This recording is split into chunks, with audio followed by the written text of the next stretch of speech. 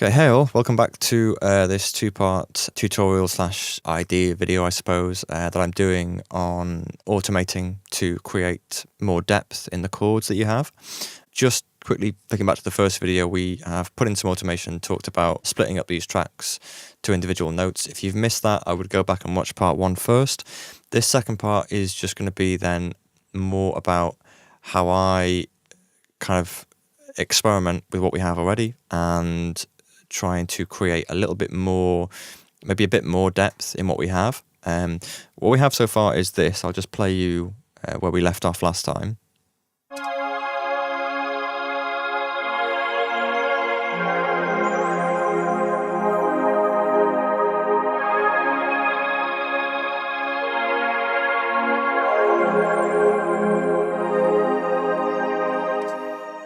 Okay, so sounding pretty nice in my opinion, but I kind of, after doing that the other night for the first time, I kind of thought, there's more here that can still be done to give it even more depth. It wasn't, although I want to keep things subtle, I do think there's more room for experimentation to create a different effect between these notes. So one of the ways in which I first thought to try and accentuate these differences was to look at adding some delay. And specifically different types of delay across the 3 tracks. Now they're already flowing through the stereo field as I looked at in part 1. What I'm going to do is add, I think on the first track, just go for a simple kind of echo delay and see where that leaves us. Now if I just solo the first track, we can see, we can kind of, program in an echo here, just a simple basic echo.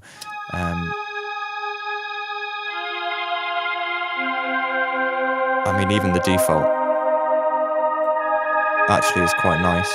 Maybe just bring down the wet a little bit. Oh, I got it on latch. Let me just correct that, guys. Remember to put my channels back onto read. Yeah.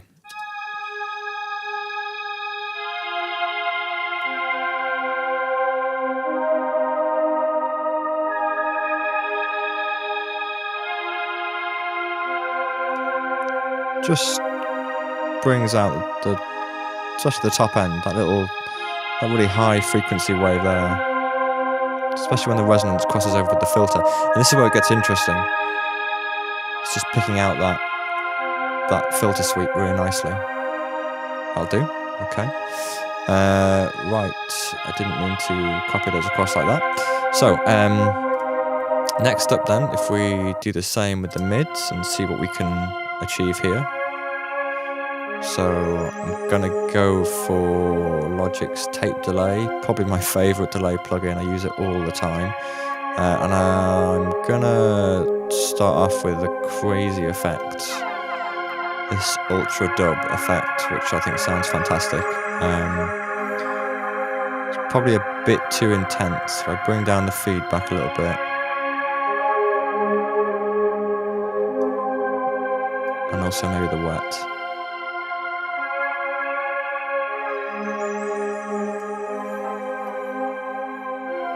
Just picks up every now and then. You can, again, it's kind of like the inflections of the filter sweep. Okay. Yeah, it's kind of nice. Okay. And then lastly, what I'll do is obviously the low notes. For this, probably gonna, probably go for a stereo delay, just again to make it a bit different. The low notes aren't so low that they're kind of in the bass region, so I'm okay using a stereo delay. Not too worried about any nasty effect there. Yeah, let's see what we have. I might just pick a preset at random.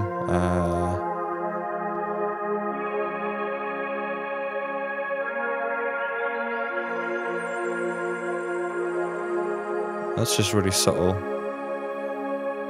But again, subtlety is the key. You don't want to... I think with all these steps, part of the joy in the experimentation for me rather is none of the steps being too drastic, but when you get to the end product, it's what am I trying to say? It's a real kind of combination of everything you've done beforehand that becomes really apparent at the end, because none of this on its own is too strong. So let's stop me rambling and listen to how that now sounds with the delays on them. I'll leave the delays on all the 3 notes here.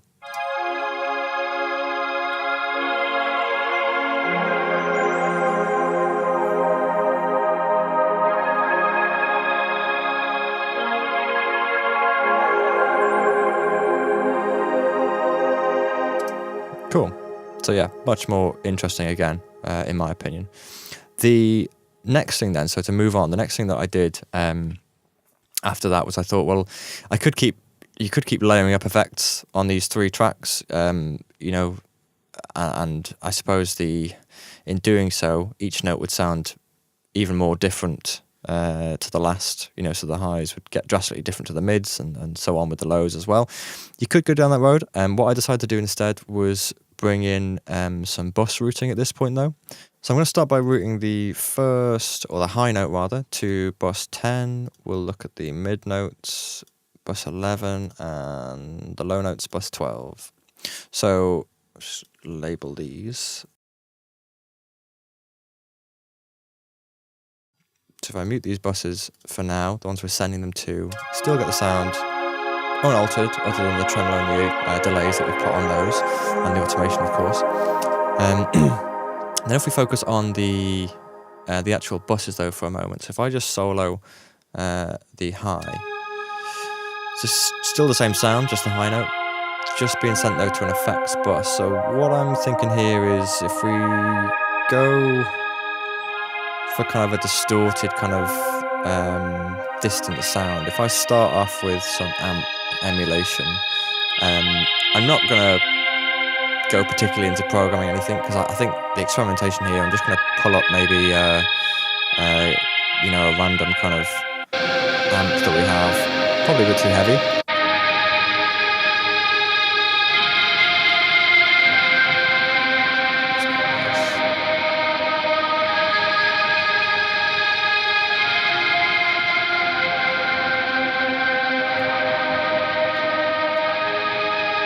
It's kind of nice. Yeah, could use that. And then if I add to that, if we go and put some reverb on that, what do we have? Let's have a look. I want to go for less of the early reflection, more of the long-term reverb. Might increase the pre-delay as well. Let's have a look. And it's completely wet, so I'm you know, like I say, this is just going to be a reverb, really, essentially, but with some distortion added from the amp as well. Let's have a look. Okay.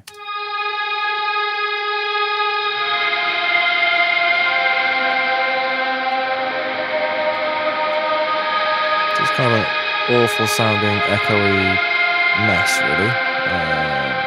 But that's fine for now.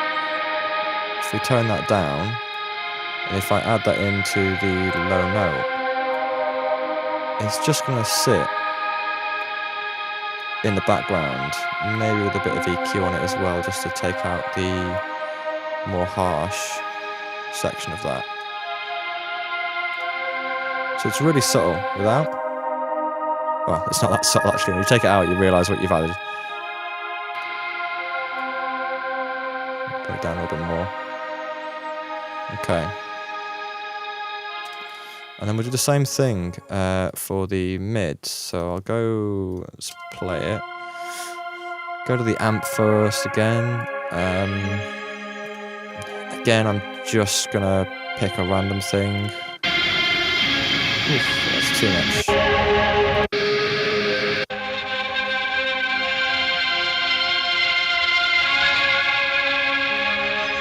It's kind of nice.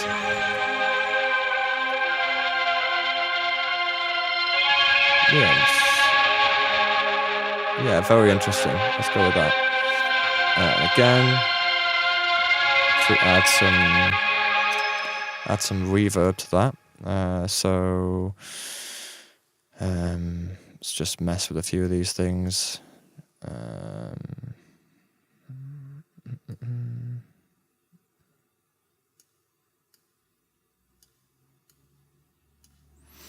As you can probably guess, guys, there's not too much of a science to what I'm doing here. This really is all about experimentation. Obviously, a lot of the time you'll want to program certain parameters with an intention, but in this case I am really just looking to see what I can get out of sheer randomness. Let's put that in. Increase that, and of course bring that down as well, so it's not too much. If you add an EQ in here, would this be in the mid? Probably going to bring down. Let's see what we have.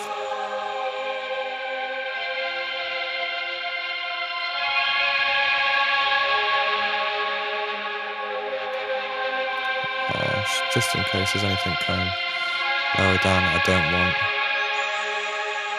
But that'll do, I think. I might take off some of the high as well.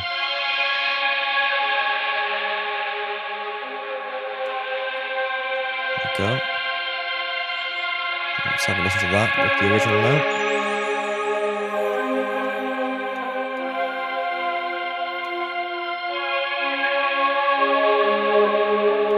Just a nice little bit of kind of, it sounds like a delay really.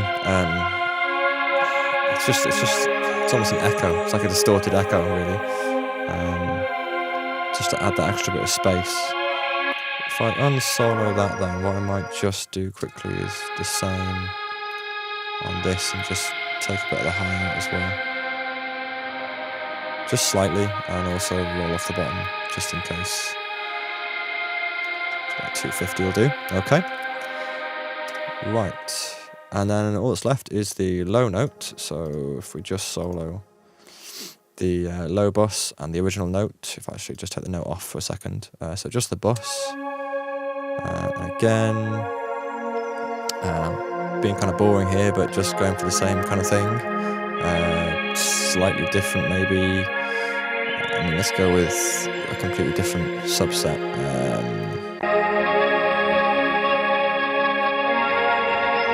Instantly that sounds fine, so let's just use that. And maybe take a little bit of the treble, the bass maybe, soften it up a little bit. Yeah, okay. That's when the filter and the resonance hit that you get that kind of piercing sound, which is okay, because I'm going to mask it in reverb now anyway, so that'll soften it all up a little bit.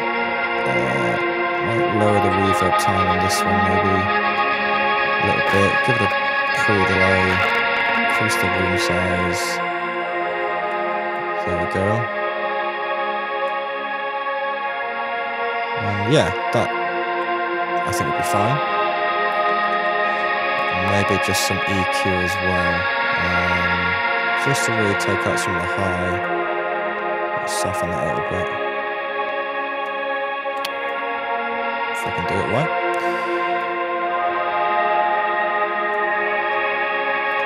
Also take out anything under there just in case. If we know this cue, there's a frequency somewhere. Hearing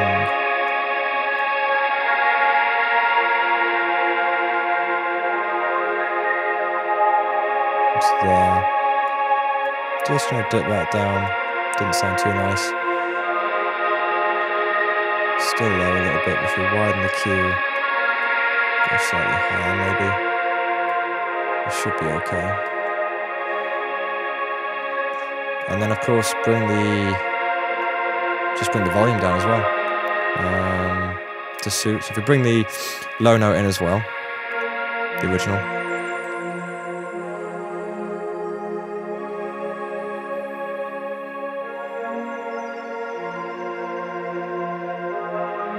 It's just adding a little bit extra, nothing too drastic. Okay, and then what I'm going to do here is taking the effects channels, if you like, the auxiliary sends. I'm going to route those to bus 2. We'll call this effects mix, something like that will do for now. and then we have control then of the overall mix. So what I'll do is if I unmute everything, but obviously with the volume turned down on the effects mix, we'll just hear the original 3 tracks. And then if I bring in the effects mix to a point where I think it sounds good.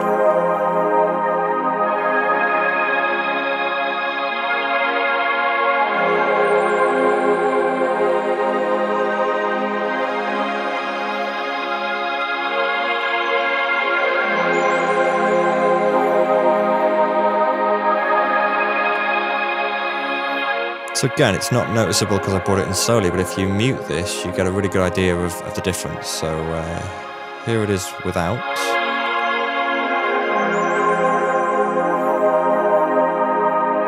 And then with.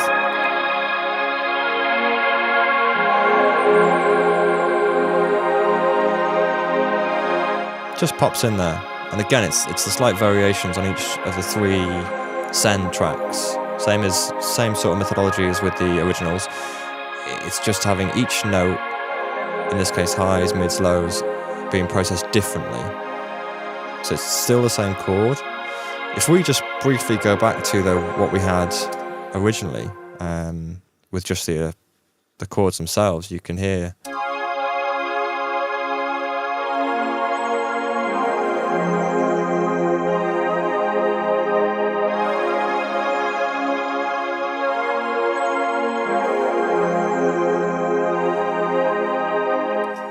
You can hear how far we've come.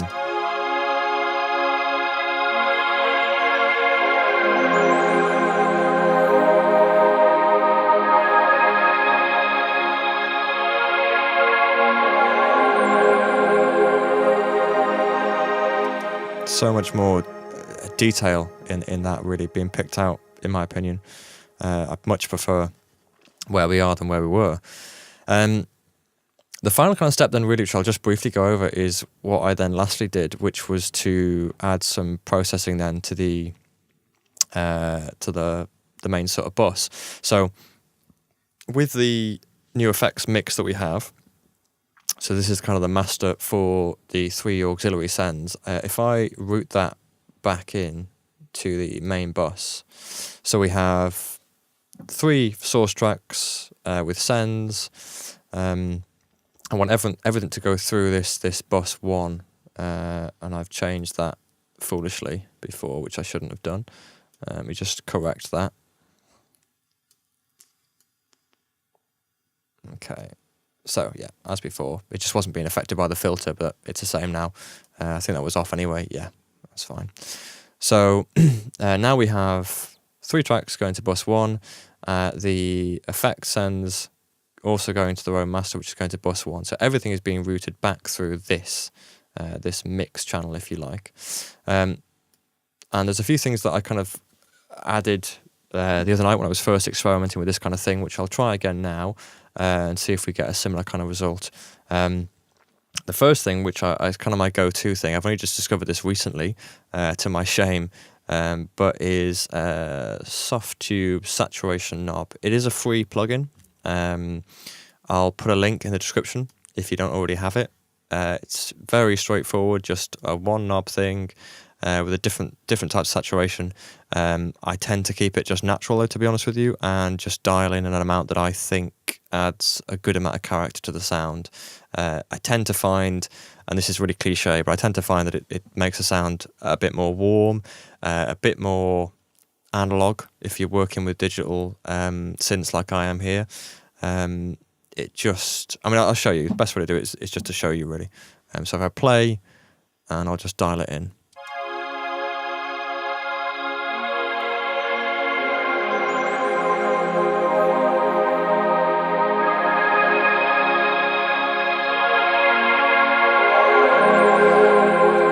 So you can hear there maybe is a little bit too aggressive, depending on your taste though. If I go really far up,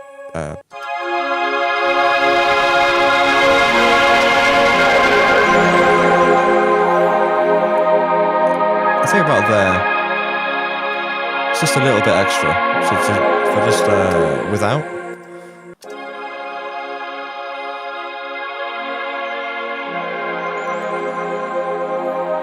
and then width. Really,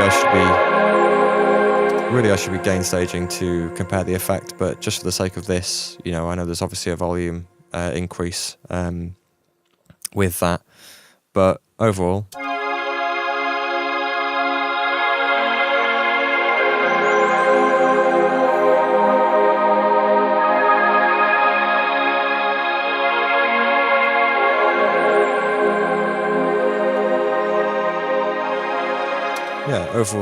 yeah, quite nice. So pop that on there. Might actually put the filter beyond that. Would make more sense. And then maybe just a slight bit of EQ and compression. I'll do the EQ first, I think. Let's have a look.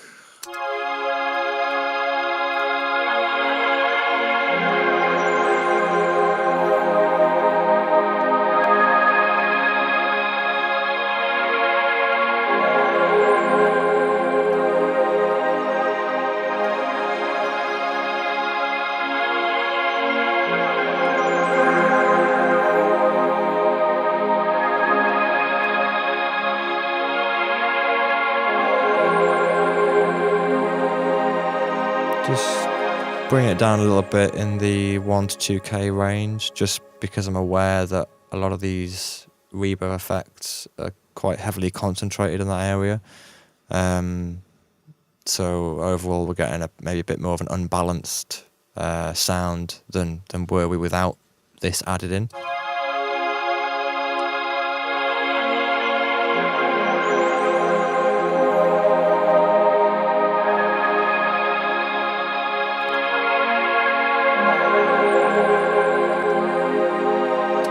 Just to reduce that harshness a little bit, that's all. And then finally, a little bit of compression, and that should do us, really. Let's have a look. Okay.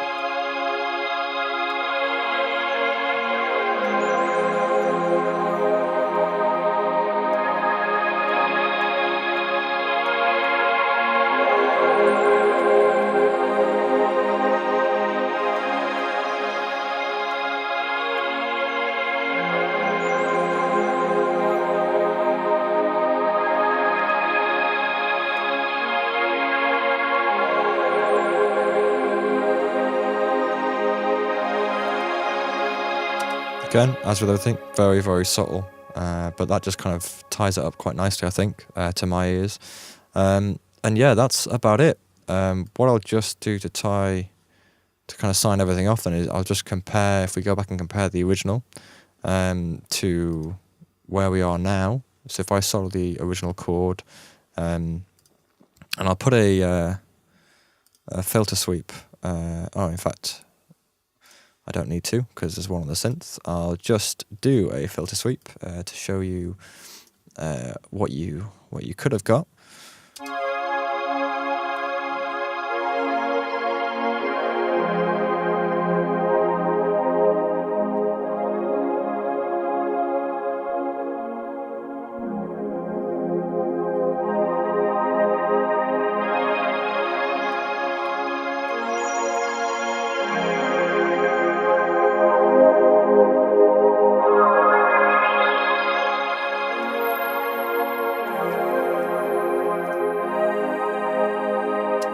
So yeah, not a bad sound, just a preset there, like I say. This was never going to be a sound design tutorial for synths. But then if we compare that to where we are now, and again, I'll just do a bit of a filter sweep just to give you an idea as well. But this is where we are.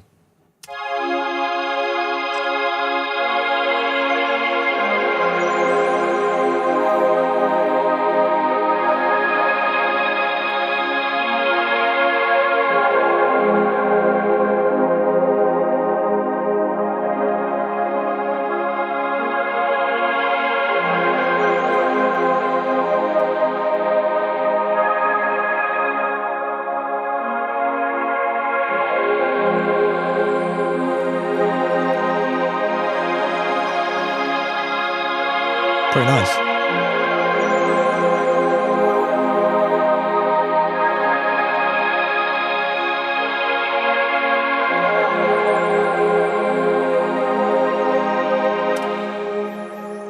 And there we have it. That's pretty much everything I experimented with. I want to thank Poloco for giving me the idea. I can't take credit for this. It was his idea. Some of you may have done it in the past. I'm not saying it's a revolutionary thing, but for me, it was. I just never thought about doing it before. And now I'm probably thinking I'm going to be doing this in pretty much every piece of music that I write from here on, because it just adds so much more to what was just a basic chord, in my opinion.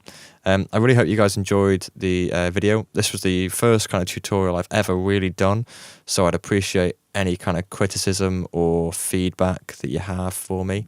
Because I'll be honest, it's a bit nerve-wracking sitting here in front of a microphone, trying to think of what to say and not sound like a total idiot whilst doing what I just normally do inside Logic. So yeah, any comments or criticism, more than welcome. Hope this was of some use to you guys, and yeah, might see you in a future video. Thanks.